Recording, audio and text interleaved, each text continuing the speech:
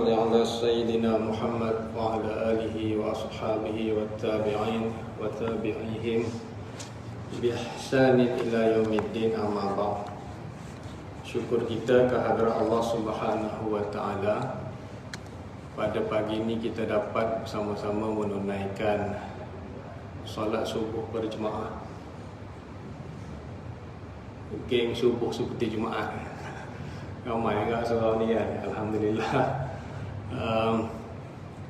Kita diberi kesihatan yang baik, kita diberi nikmat ruang masa oleh Allah Subhanahu wa taala untuk kita berada di dalam satu majlis ilmu. Semoga menjadi taman di antara taman-taman syurga. So kuliah subuh minggu keempat di surau ni, di masjid ni, surau Jumaat kan, surau Jumaat.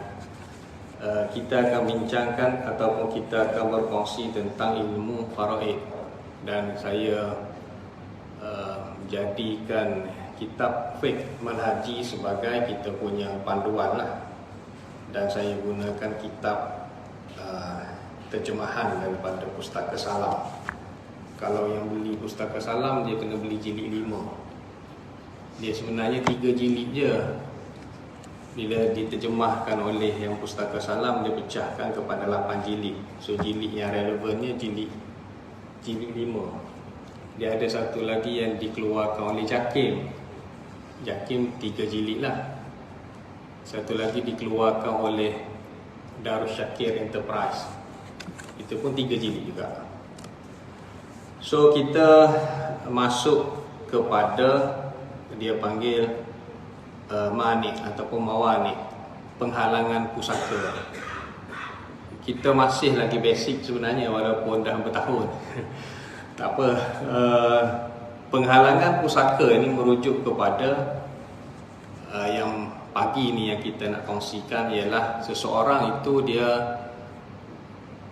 dia cukup sebab pewarisan. Sebab pewarisan kita dah bincang, iaitu sama ada darah daging ataupun hubungan pernikahan. Tetapi di dalam walaupun waris ini dia layak untuk mewarisi, tetapi jika dia dihalang menyebabkan dia tidak boleh mewarisi harta pusaka, itu dia panggil mawani al-irth, penghalangan pusaka. So dia ada dua lah, sama ada dia panggil al-hajibu bisyakhsi ataupun al-hajibu bilwasfi. Al-hajibu bilwasfi ini ataupun juga dikenali sebagai mawani, kita panggil penghalangan pusaka. Kalau al-hajibu bisyakhsi itu kita selalu namakan sebagai pendindingan, dinding. So hari ini kita masuk penghalangan. So penghalangan pusaka ni ada 3. Yang pertamanya perhambaan. Hamba itu dia tidak mewarisi, dia terhalang daripada mewarisi. Tak apalah, hamba tu sudah tidak ada pada zaman moden kita lah. So yang ada pada zaman moden kita ini 2 penghalangan, iaitu pembunuhan dan juga berlainan agama. So kita hari ini kita akan masuk pembunuhan. Tak tahu sempat ke tak yang berlainan agama tu. Berlainan agama tu lebih daripada isu mu'alaf lah. So kita hari ini kita masuk kepada pembunuhan. Muka surat 1008. Bunuh.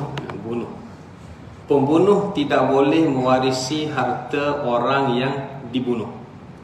Maknanya seseorang yang membunuh waris dia tidak mewarisi harta orang yang dia bunuh. Logik lah kan? Contohnya ayah dia sakit apa semua, lambat pula orang tua ni nak mati, dia pun bunuh. So yang membunuh ayah dia tadi, anak yang membunuh ayah dia tadi, dia tidak mewarisi harta ayah dia, sebab dia yang membunuh ayah tersebut. Contohlah, so itu memang logik lah. Kalau kita tengok crime story, zaman-zaman dulu saya suka juga tengok. Zaman sekarang tak ada masa. Kalau kita tengok di US apa semua, kawan kaya dengan insurans berjuta, maka kadang-kadang si anak ni sengaja untuk membunuh ayah dia sebab ayah dia dah ada insurans, kan? Ayah dia, tapi dia pandai, dia tidaklah bunuh secara direct. Dia pergi rosakkan brake kereta ayah dia. Itu cerita benar sebenarnya. So ayah dia brake tak makan, dahlah duduk di bukit. Sini tak ada bukit sangat kot. Kalau saya dekat Melawati tu banyak bukit tepi tu. Duduk bukit kan, memang brake tak makan lah. Dan ayah dia terjun gaung, mati lah. Mati. Cuma dalam kes di US apa semua tu, dia tengok insurans lah. Sebab benda tu memang insurans akan cari jalan lah supaya tidak membayar tu. So ialah dia akan jadi kerosakan pada kereta, tapi kerosakan yang pelik lah sebab sengaja dirosakkan. Tapi itu maknanya kes-kes pembunuhan. Nak ceritanya di dalam Islam pun, di dalam faraid ini, sekiranya waris membunuh waris yang lain, maka waris yang membunuh itu tidak boleh mewarisi. So itu memang clear dah. Itu memang clear di semua mazhab. Disebut pembunuhan itu menjadi penyebab ataupun dia panggil mawani tadi, menjadi penghalang kepada pewarisan. Itu memang clear. Sama ada dia membunuh dengan niat atau tidak, sama ada dengan hak atau tidak. Ini jadi panjang ni. Sama ada membunuh dengan niat atau tidak. Sebab kitab kita ni kitab mazhab Syafi'i. So dalam kitab ini pengarang mengatakan yang membunuh, sama ada membunuh dengan niat ataupun tidak, dia masih lagi menghalang pewarisan. Ini yang jadi panjang ni. Dia dekat sini perbincangan yang panjang di antara mazhab. Cumanya dua mazhab yang agak berbeza pandangan, yang agak besarnya ialah mazhab Maliki dengan mazhab Syafi'i. Kan timbul pula kan kata mazhab Imam Syafi'i tidak tepat pula. Bukan tidak tepat, dia berdasarkan pandangan masing-masing lah. Imam Syafi'i dia memang murid kepada Imam Malik, tapi Imam Malik tu dia berada di Madinah, dia tidak pergi ke mana-mana lah, dia berada di Madinah. Macam mana Imam Malik nak pergi ke mana-mana, orang pakat kerumun dia berada di Madinah lah sepanjang hayat dia. Imam Syafi'i ni dia mengembara lah daripada Mesir, ada di Iraq. So dia ada beza juga pendapat dia, qaul qadim, qaul jadid. Sedikit mengembara. Yang banyak mengembaranya Imam Hanbali lah, Imam Hanafi lagi banyak mengembara. Tapi menyebabkan fiqh ataupun pemikiran school of mazhab tu, school of thought dia tu akan jadi sedikit berbeza lah. So kitab ini adalah kitab Imam daripada kita kata mazhab Syafi'i. So dia sebut sama ada membunuh sengaja ataupun membunuh tidak sengaja, waris tadi tetap terhalang daripada mewarisi harta pusaka waris yang dia bunuh. So perbincangannya jadi detail sebab pembunuhan itu dia ada 4 kategori. Dia sebenarnya dia pecahkan dulu pembunuhan tu kepada 2, pembunuhan sengaja dengan pembunuhan tidak sengaja. Kita belajar faraid, tapi hari ini kita kena masuk kriminal sikit. Kena masuk jenayah. Sebab faraid itu nisful ilmi. Kan kita dah bahas dulu, faraid ini adalah sebahagian daripada ilmu. Bila kita belajar faraid, secara tidak langsung kita belajar tentang ilmu-ilmu yang lain. Hari ini kita belajar ilmu jenayah. Sebelum ni pun kita belajar ilmu nikah kahwin kan. Sebab kita nak tahu mana yang diceraikan sewaktu talaq raj'i itu masih lagi mewarisi, contohnya itu ilmu nikah kahwin. Ini ilmu jenayah. So pembunuhan ini dipecahkan kepada 2, membunuh sengaja dengan membunuh tidak sengaja. Al-qatlul amd dan al-qatlu ghairul amd lah, maknanya tidak sengaja. Cuma yang tidak sengaja tu pula dia pecahkan kepada 3. Al-qatlu shibhul amd, al-qatlul khata', kemudian al-qatlu bisabab. Pembunuhan sengaja itu memang jelas lah. Pembunuhan sengaja itu kalau kita belajar criminal law, dia panggil actus reus dengan mens rea. Adanya actus reus, adanya perbuatan membunuh, dan adanya mens rea, adanya intention, adanya niat membunuh. So niat ni yang banyak digunakan oleh peguam bela untuk membela anak guam dia lah. Sebab niat ni kita tak nampak. Kalau kita nampak niat atas dahi, senang je. Nampak niat ke tak raya. Tapi kalau dajjal tu, orang yang beriman, dia akan nampak kafarah kan. Kita pun tak tahu macam mana nampak tu. Tak apalah, itu kita percaya kepada dalil-dalil itu, dan semoga kita nampaklah kan, supaya kita nampak, supaya kita tidak tertipu dengan dajjal tu. Tapi niat ni memang tidak nampak. Cuma apabila tidak nampak, dibahaskan tentang apa yang terzahir. Antaranya untuk menentukan niat ialah senjata yang digunakan. Kalau senjata tersebut pada lazimnya membunuh, maka dikatakan ada niat untuk membunuh lah. Dan perbuatan itulah, maknanya perbuatan dia tu pergi sengaja membunuh. So membunuh dengan niat tu selesailah, maknanya dia tidak boleh mewarisi harta orang yang dia bunuh. Membunuh dengan tidak sengaja, syibhul am, al-qatlu syibhul am, dia panggil membunuh tidak sengaja, ataupun dia panggil culpable homicide not amount to murder, ataupun dekat US dia panggil second degree murder. Culpable homicide not amount to murder ni membunuh tidak sengaja atau membunuh tanpa niat. Dia perbuatan dia tu menyebabkan berlakunya kematian, tetapi pada lazimnya tidak terbunuh. Contohnya dia pergi tampar, kan? Dia guru silat, dia pergi tampar, penampar buaya putih ke apa, mati orang tu. So pada lazimnya kena penampar ni tak mati, tapi tak tahu, mungkin orang tu ada sakit jantung ke, sakit apa ke, kena tampar mati. So itu membunuh tanpa niat. Dia kata, aku tak ada niat pun nak bunuh, aku nak tampar je. Dia cakap banyak sangat. Contohnya itu kita panggil membunuh tanpa niat. Cuma baru ni bising jugalah sebab menggunakan setrika, kan? Dia bully kawan dia dekat kolej tentera, kan? So dia kata tak ada niat lah, sebab setrika pada lazimnya tidak membunuh, dia hanya nak membuli. Betul lah kalau sekali je kau buat ni 90 kali ya. Tapi still dibebaskan lah. Bukan dibebaskan apa, maknanya tidak terkena pada 302. 302 itu penal code membunuh dengan niat. So mereka tu dikenakan membunuh tanpa niat juga. Itu saya tak tahu detail. Walaupun kawan-kawan saya juga menjadi peguam bela kes tu. Tapi maknanya dia defense dekat situ lazim membunuh ataupun tidak. So setrika tu dikatakan sebagai alat yang tidak lazim membunuh. Tapi kena tengok juga kalau sampai 90 kali. Sebab dia dikatakan sebagai mencuri laptop dan digunakan bomo. Bomo kata dia ni lah yang curi laptop, last sekali dia yang kena setrika sampailah terbunuh. Tapi itu saya nak ceritanya tentang syibhul am, ataupun kita panggil second degree murder, ataupun culpable homicide not amount to murder. Kadang-kadang bergaduh tak ada niat membunuh pun, tapi kalau aku tak bunuh kau bunuh aku. Jadi dia ada provokasi, dia panggil. Itu pun kadang-kadang dilepaskan daripada 302 lah, daripada membunuh dengan niat, dia kena membunuh tanpa niat. Yang sarai motor budak anak SPM tu saya tak tahulah, dia dituduh bawah 302 lah, membunuh dengan niat. Sebab budak tu tak bermaya pun, masih lagi digilis sekali lagi dan sebagainya lah. Tapi tak tahulah. At the end dia pendakwa, dia boleh turunkan dia punya section tu, dia panggil ubah pendakwaan tu. Kalau dia rasa tak kuat, dia akan pindah lah 304, membunuh tanpa niat.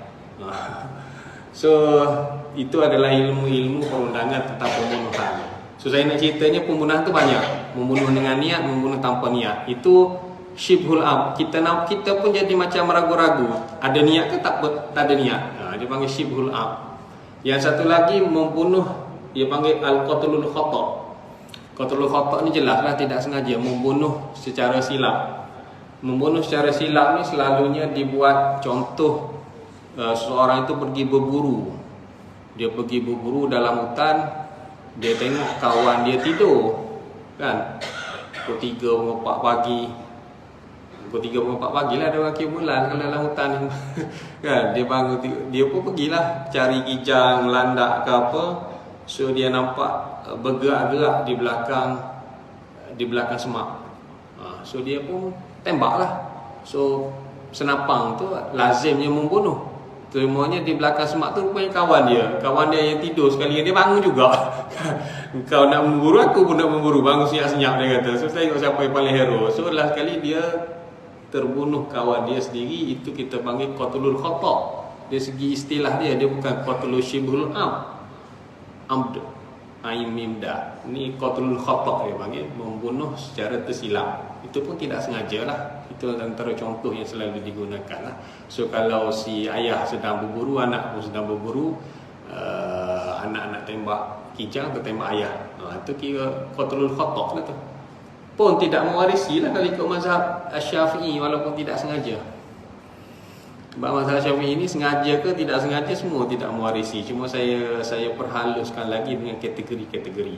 So itu tak ada masalah membunuh al-qatlul khata' ke al-qatlul shibhul amd ke tidak mewarisi, itu dia tidaklah sensitif lagi. Cumanya dalam mazhab Syafi'i al-qatlu bisabab pun tidak mewarisi.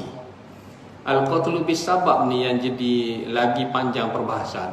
Al-qatlu bisabab ini dia menjadi sebab kepada kematian. Selalunya contoh pada zaman moden ialah kemalangan. Seorang anak dia bawa kereta, kemudian berlaku aksiden. Tu ayah dia meninggal dalam aksiden tersebut. So anak tu menjadi penyebab kepada kematian ayah sebab dia yang pandu kereta.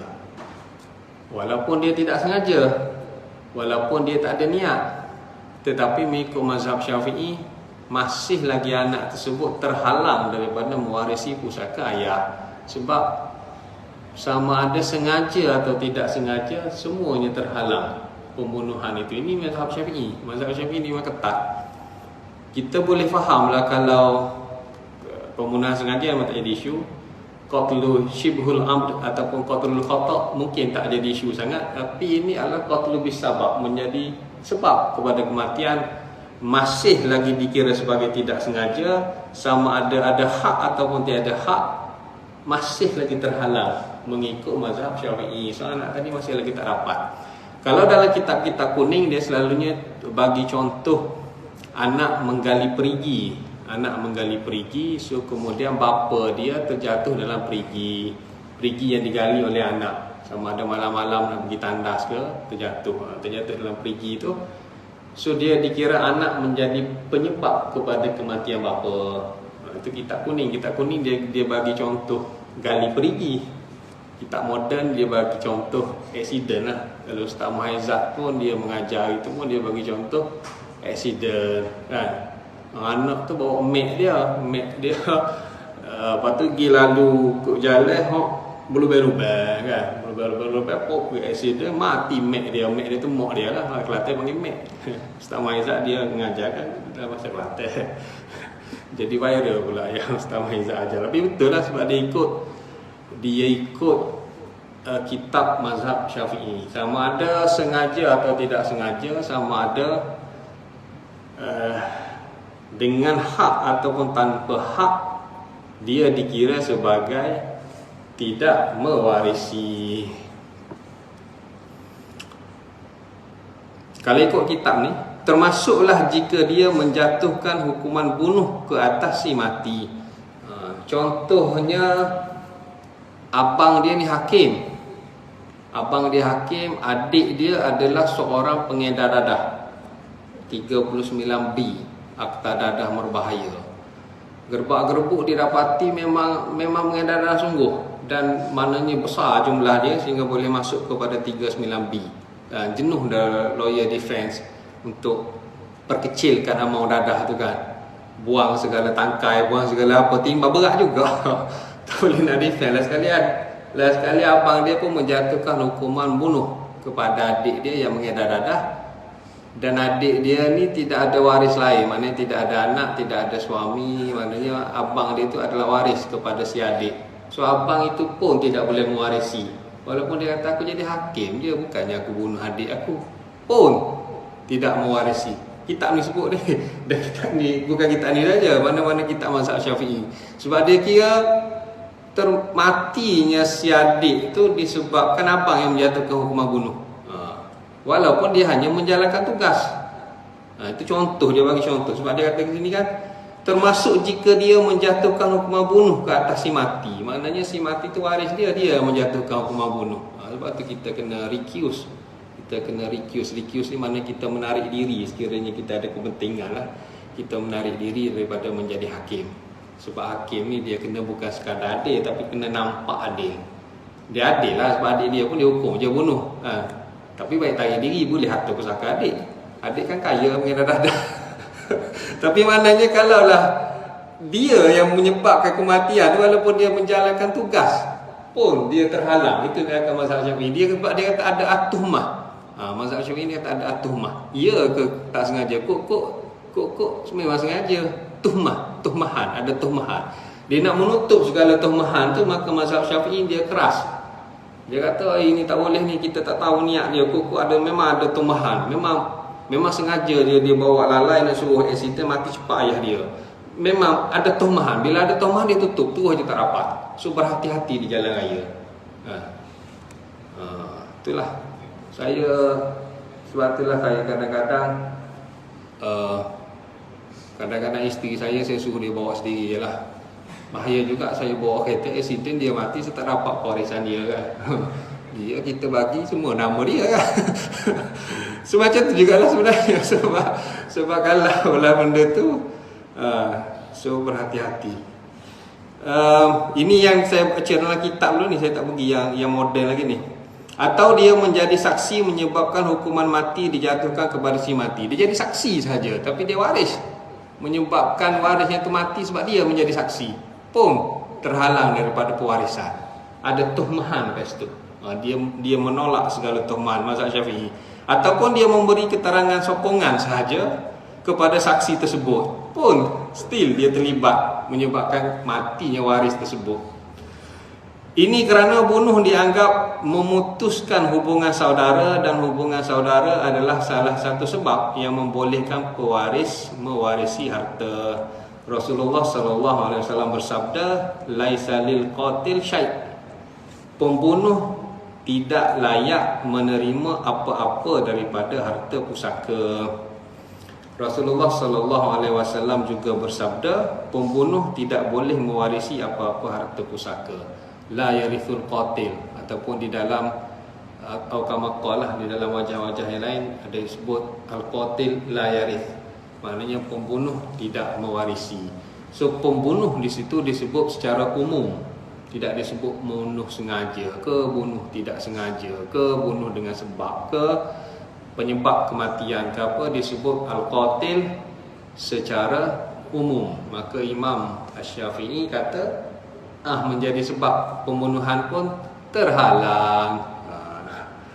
Cumanya dibahaskan lagi, adakah yang tadi tu kita nampak jelas. Contohnya dia menjadi al-gojo, seorang lagi satu lagi contoh al-gojo. Al-gojo ni M-Nasir disebut al-gojo ni. Al-gojo ni ialah mereka yang contohnya adik dia tu kena hukum bunuh, tapi dia yang tarik hukum gantung kan. Dia kena tarik dia punya lantai tu untuk supaya orang tu jatuh dan dia tergantung. So yang al-gojo tu yang menjalankan benda tu lah, dia yang tarik.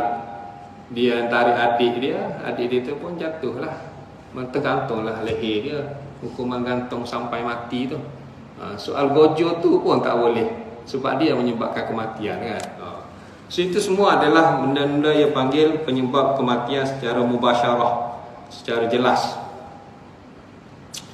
Cumanya zaman moden hari ni dia bincang lagi benda tu.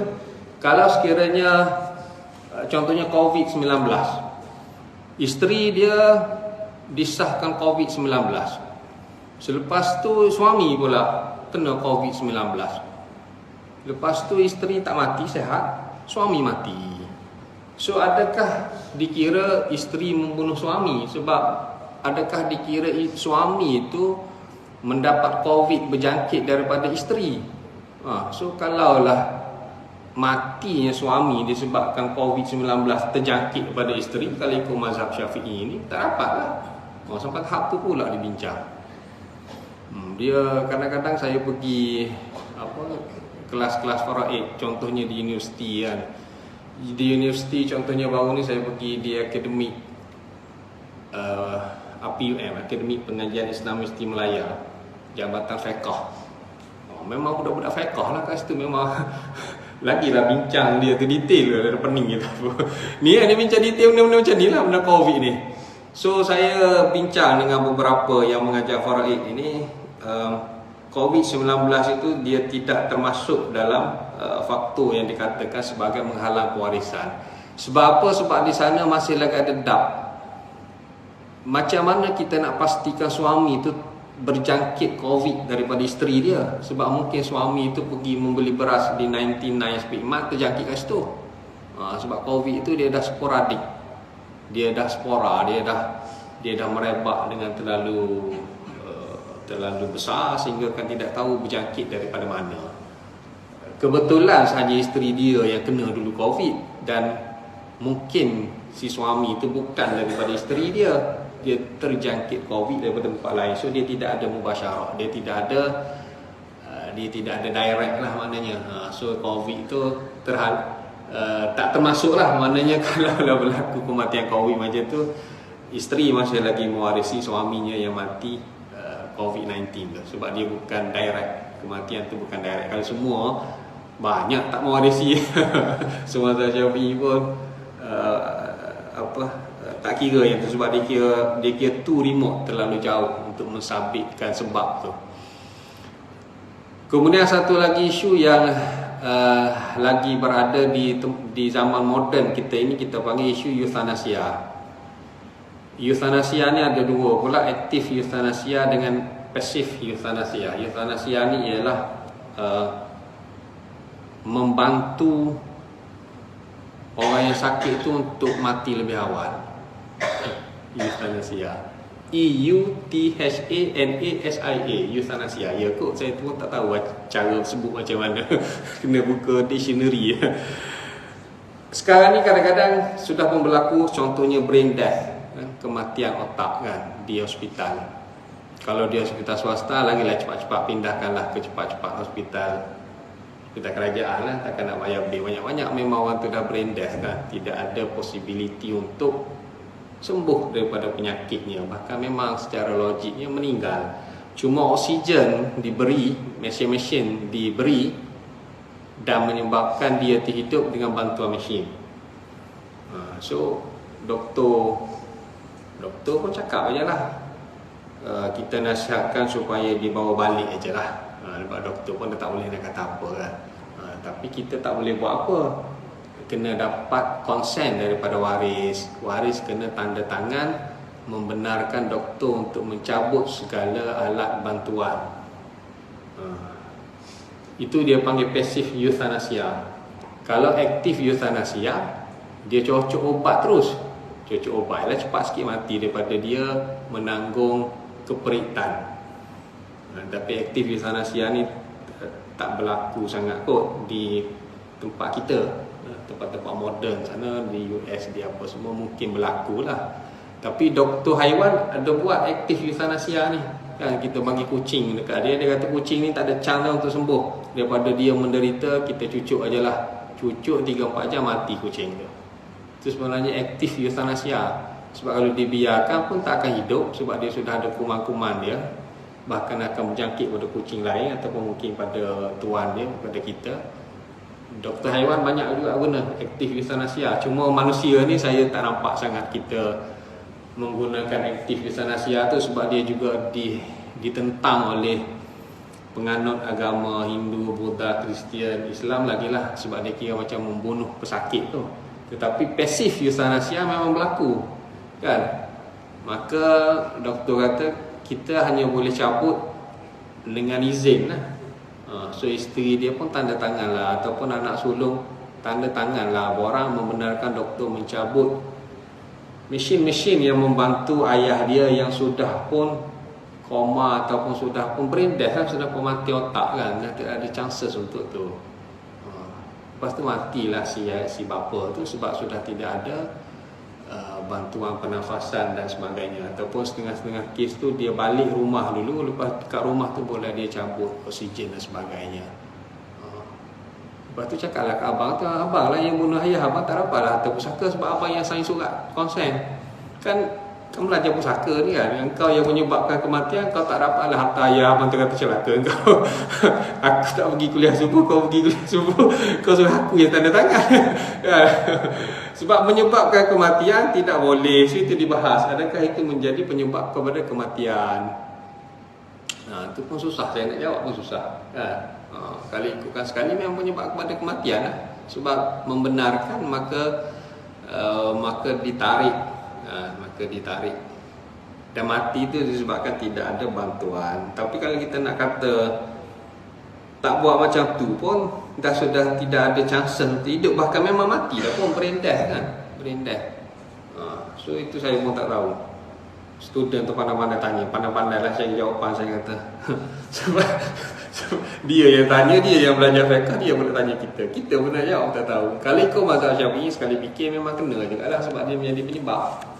Cumanya di dalam kes di Malaysia ni, saya bagi beberapa contoh kes di Malaysia. Di Malaysia ni dia tidak ada undang-undang yang menyatakan secara spesifik sama ada kita ikut mazhab Syafi'i ataupun kita ikut mazhab Maliki. Walaupun kebanyakan kes di mahkamah syariah, kebanyakan hakim masih lagi terikat ataupun masih lagi kita kata dipengaruhi oleh mazhab Syafi'i lah hakim-hakim ni. Dan untuk kes yang macam ni, ada satu kes yang agak glamour lah. Seorang suami bunuh isteri. Dia bunuh isteri dia. Sebenarnya dia ada krisis antara suami dan isteri tu. So mungkin pada masa tu ada isteri dia buat yang menyebabkan dia jadi naik hantu. Dia jadi marah sangat dekat isteri dia. So isteri-isteri tu jangan buat suami naik hantu. Dia nak marah sangat dekat isteri dia, ada krisis-krisis dia. Last sekali dia bunuh isteri dia. Dia bunuh isteri dia. Kemudian lawyer defense dia defense unsound mind, gila. Defense ni banyak, kita belajar satu semester buat defense. Defense yang paling mudah ialah act of God. Act of God, tapi tak pernah menang. Act of God tu maknanya perbuatan Tuhan. Tuhan mentakdirkan dia mati. Ada defense act of God, ada defense necessity, macam-macam defense. Ini defense unsound mind. Dia defense sebagai anak guam dia ini adalah maknanya unsound mind, maknanya otak dia tu ataupun bahasa mudahnya gila lah. Gila. Waktu dia membunuh isteri dia tu, dia gila ataupun dia mental lah. Sebab dia naik hantu, dia marah sangat. Dan defense tu berjaya. Berjaya, menang dia punya team lawyer tu benar. Sebab defense untuk kriminal ni dia wujudkan keraguan saja, sebab pendakwa dia kena buktikan kes beyond reasonable doubt. Beyond reasonable doubt. So bila call to the defense, ada prima facie, call to the defense berjaya buktikan adanya doubt, hakim lepaskan lah. Kan? So adanya doubt, iaitu dia kata anak guam dia tu gila. Ini kes betul, cuma saya tak cerita lebih detail, saya cerita secara umum. Kemudian dia dimasukkan ke Tanjung Rambutan. Dia tidak kena hukum bunuh lah sebab dia gila. Bila gila dia masukkan ke Tanjung Rambutan, dia tidak kena gantung sampai mati lah. So mungkin 6-7 tahun berada di Tanjung Rambutan. Selepas itu dia sembuh daripada Tanjung Rambutan. Tak tahulah Tanjung Rambutan pun boleh sembuh. Dah dia sembuh, nak kenapa kan dia sembuh. Saya pun ada seorang klien dekat Tanjung Rambutan. Dia kata seluruh rakyat negeri Perak adalah rakyat saya. Saya kata kenapa? Sebab nama saya Rizwan, Perak kan Darul Rizwan. Hihihi, dia kata. Saya kata betul lah, memang mental lah. Dia tidaklah mental 100% kan. Tapi kita duduk layan dengan dia. Dengan kita pun ada. Betul. So di Tanjung Rambutan tu memang bila dirawat, kes ni dia akhirnya sembuh 6-7 tahun lepas tu dia sembuh dan dia dilepaskan lah. Dia lepaskan Tanjung Rambutan dan dia pun tidak bersalah di mahkamah sebab dia membunuh, sebab dia gila. Defense tu berjaya. So lepas tu dia bawa pula kes di mahkamah syariah. Dia kata dia layak untuk mewarisi harta pusaka isteri dia. Itu yang kita nak bawa ni, sebab dia membunuh. So bila dibawa kepada mahkamah syariah memutuskan bahawasanya dia tidak layak. Kerana al-qatil la yarithul qatil. Kerana engkau yang bunuh isteri engkau tidak layak mewarisi harta pusaka isteri engkau. Walaupun engkau didapati tidak bersalah di mahkamah, pasal engkau pada masa itu gila. Tak kira lah kau gila ke tak gila pun, hakim dalam kes tu dia melihat kepada mazhab Syafi'i. Dia tak kisah, yang pentingnya aktor serius memang kau yang bunuh. Sama ada kau berjaya defense pun tak boleh. So kes tu dibawa sehingga ke peringkat dia tak puas hati sebab dia kalah, dia rayu pula mahkamah rayuan syariah, pun kalah juga. Maknanya hakim pada masa tu betul-betul berpegang kepada mazhab Syafi'i. Itu ada kes reported cases lah. Dia punya peguam tu saya ingat Tuan Musa Awak, Presiden PJSN. Kena tanya Tuan Musa lah lebih detail klien dia. So itu antara kes yang dilaporkan di Mahkamah Syariah tentang bunuh itu menyebabkan terhalang daripada pewarisan. Yang ada juga saya dengar beberapa kes tetapi dia tidak direportkan lah. Memang kes anak bawa kereta kemudian ayah dia meninggal. So ini di Mahkamah Syariah KL, hakim di dalam perintah faraid membuang nama anak tersebut. So anak tu tak dapat harta pusaka lah. Sebab dia pun mengaku, dia kata saya yang bawa kereta, saya bawa kereta dan ayah saya meninggal. So hakim kata tak dapat lah ke awak sebab al-qatil la yaris. So dia tak dapat. Cuma dalam kes tu adik-beradik dia lain selepas dapat harta pusaka arwah ayah dia, dia bagi token jugalah dekat adik dia tu. Silaturahim adik-beradik tu tak putus lah sebab semua orang tahu bukannya disengajakan, itu adalah kemalangan jalan raya. Tapi hakim dia kata saya kena ikut mazhab Syafi'i sebab mazhab Syafi'i kata tak dapat. Cuma ada satu kes di Terengganu, seorang suami juga aksiden menyebabkan isteri dia terbunuh. So dia tidak ada anak, isteri itu tak ada anak, suami itu pun tak ada anak juga lah sebab dia satu-satunya isteri itu aja. Dan rumah tu nama isteri, rumah tu nama isteri. Isteri itu tak ada anak dan tak ada ibu bapa lah. Jadi harta tu dapat kepada suami 1/2 lagi kepada adik-beradik isteri. Tapi disebabkan suami yang menyebabkan kematian isteri, sepatutnya suami tak dapat apa-apa lah. Tetapi dia adalah seorang yang miskin. Lawyer dia berhujah anak guam dia ni seorang yang miskin, dan kalau dia tak dapat apa-apa, macam mana dia nak tebus keseluruhan harta daripada adik-beradik isteri dia, sedangkan dia orang yang susah.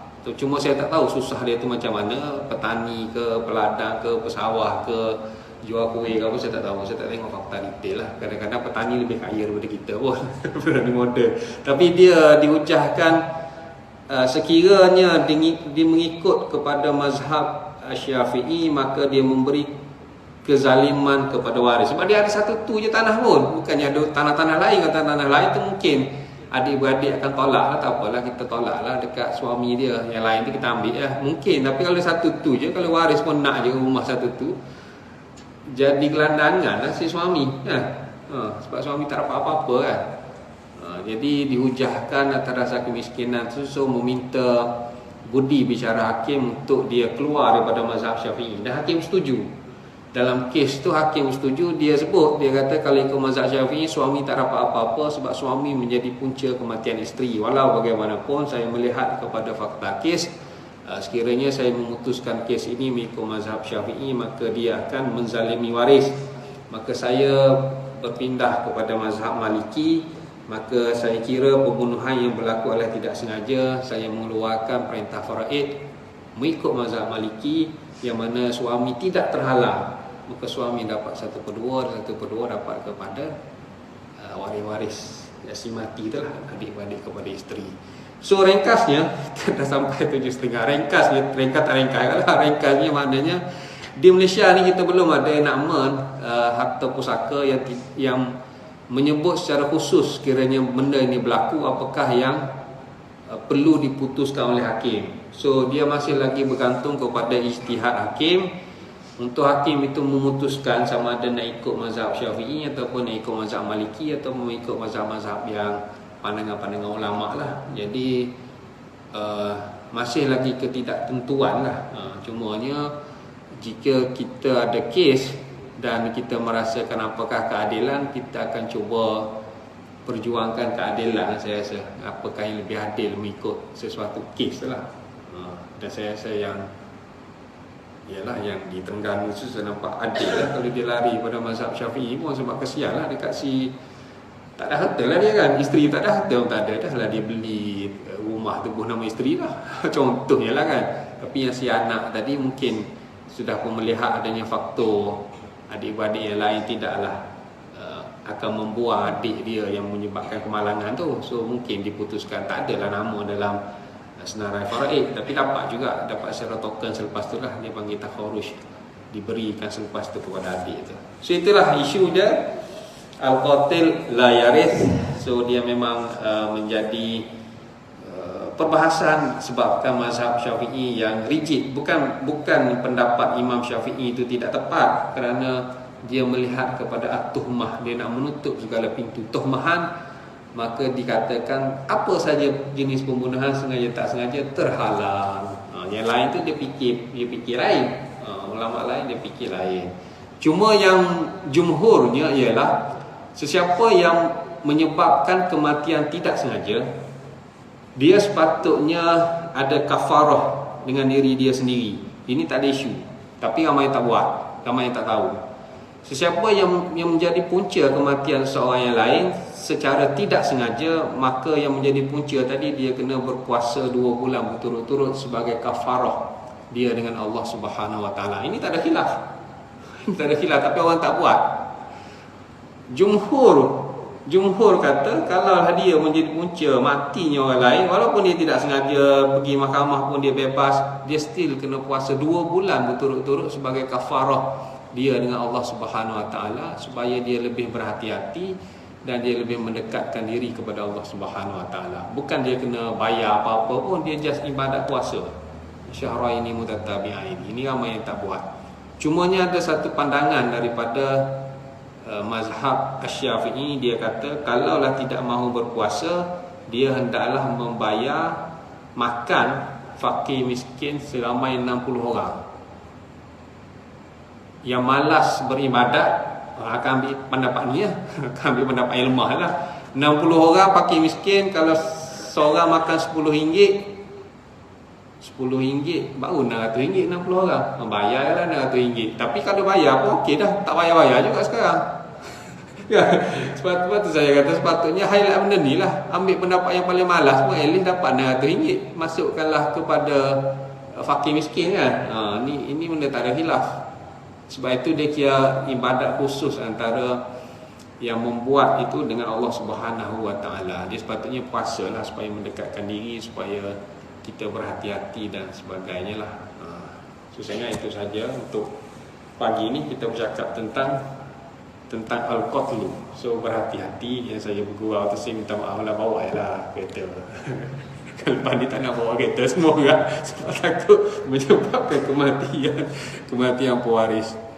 So apa yang baik datang daripada Allah Subhanahu Wa Taala, apa yang kurang itu kerana kelemahan saya. Kita ada soalan, tak ada soalan? Kita tutuplah dengan tasbih, kafarah dan surah Al-Asr.